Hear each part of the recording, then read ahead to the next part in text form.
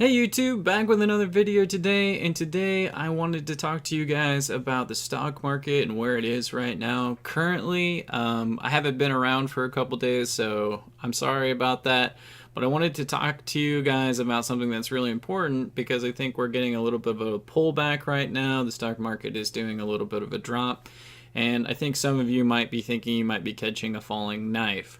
Now, I think that the stock market has a little bit more to go before it's a little bit in a healthier situation, because currently there's a lot of stocks that are priced really high.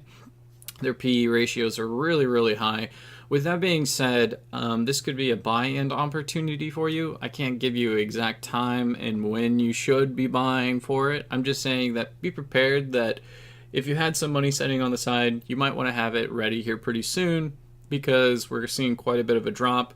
You might have a good buy-in opportunity to make quite a bit of money this year. I still see the market still going up for 2018, though we are down over the year and we've had such a volatile up. I think that we're still going to end up with still a pretty good year this year. The economy is still pretty good. We've got jobs increasing. We're just in a really good spot. So I don't see anything that was major that kind of just pulled the rug out from under us. We could end up with a situation where interest rates are being raised higher, and that could create a bear market. Currently, as I'm saying this, I think the Dow had the worst day on record, but I mean, it's still not the worst day in the stock market or worst year in the stock market yet.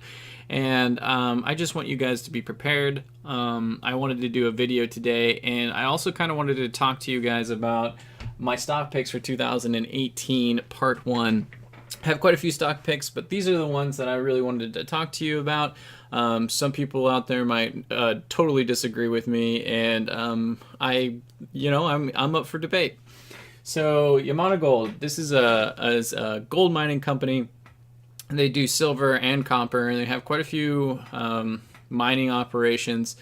They've been in a lot of trouble for quite some time, mostly because of the influx of how gold's pricing has dropped or did drop from its highs, profitability within the company, of sustainability of how they were spending their money for their their mining operations. So they were losing quite a bit of money through operations.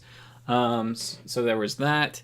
There was just a lot of problems with this company, but this company has been slowly starting to pay off their debts, and they have the Cerro Moro mine that's being opened up for the year 2018, and it's going to ramp up, I think, an incredible amount of silver production.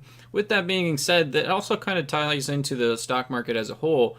I had a prediction that 2018 could be the potential of maybe our downward trend, or we might end up with a lot of volatility this year. And with volatility, people like to have something that's tangible, which is usually gold, silver. They like having raw materials just in case of an economic collapse. And that's just because of how fear plays into those kind of things, which I think is smart. I think you should still have some silver, some gold, some precious metals, something that you can sell, maybe for food in an economic downturn.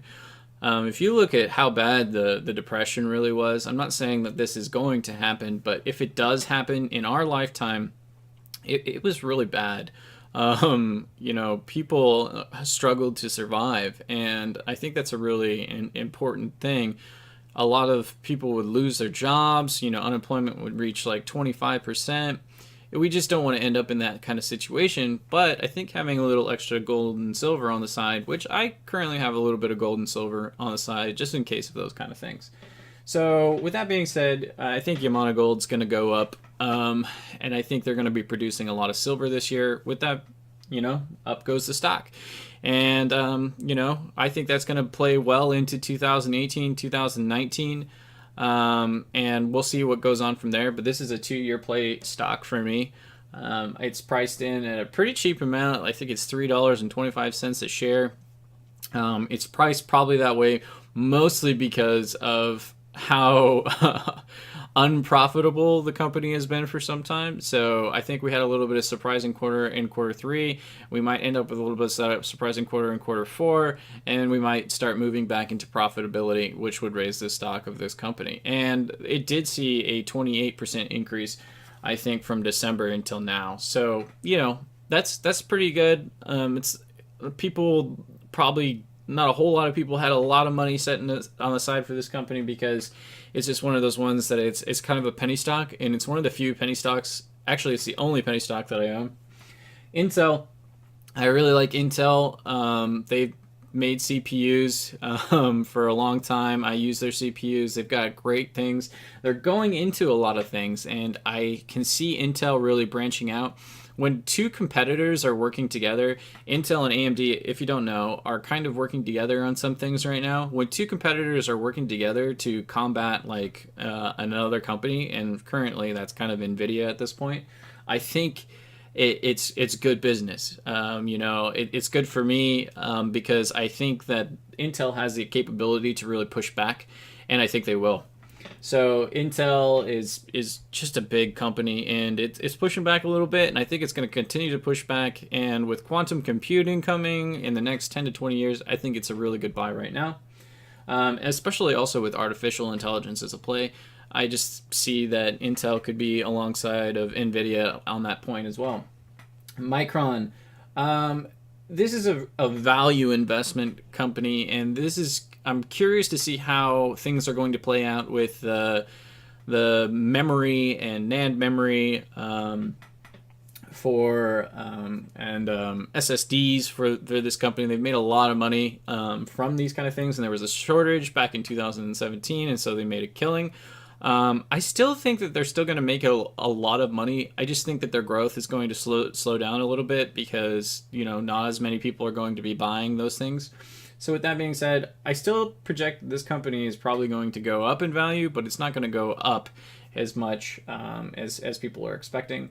It's going to be a little bit down, but I still think that this company isn't quite down and out. And for a value investor, I feel like Micron's right there. They made a killing last year, and I don't think a lot of people have faith in that this company will end up still doing like a really good turnaround. But we'll see how that plays out in the end. Coca-Cola, this is another one of the few companies that I own shares of that I think a lot of people are kind of doubting right now. Their earnings, their PE ratio is really high, but I still think that it's one of those few companies that you can still buy and hold for a really long time. The reason being with that is that it's Coca-Cola. I don't think it's going anywhere time soon. They're developing kind of something to kind of somewhat combat Fanta, or not, sorry, Fanta, but LaCroix, or I think that's how it's said. It's a sparkling club soda kind of deal. Speaking of which, I have a really cool product that I like to go and show you guys if you guys like club soda. Leave a comment in the description down below. So we've got Kinder Morgan. It's one of those companies that has like a massive infrastructure for moving gas and a lot of oil-based, petroleum-based products. It's got a huge, massive pipeways, and it's quite profitable. I think it's one of those companies that had a little bit of a hiccup with all the fracking, and they promised that they're going to increase their dividend. So it's one of those companies that I think in 2018, 2019, maybe 2020, that you're going to see a big infrastructure or a big increase in this company's profitability. Also because of a pipeline and pipe access is currently in development right now, and it's still a little bit of ways away. We're expecting that to kind of happen in 2018 early, but we'll see how that pans out. That might actually be in sometime mid-2018 when they can actually start building on this. So I still think Kinder Morgan's in for a really long haul on the road to recovery, but I don't think it's down and out. And with that being said, I think that's some of the best stock picks that I have for 2018, possibly 2019, I think I'm a definitely value investor holding for a long period of time. So like if you like this video, dislike if you dislike the video, and if you really like the video, please subscribe. Also feel free to comment down in the section about some of these stocks. I really look forward to hearing what you guys have to say. Thank you very much, and stay free, my friends.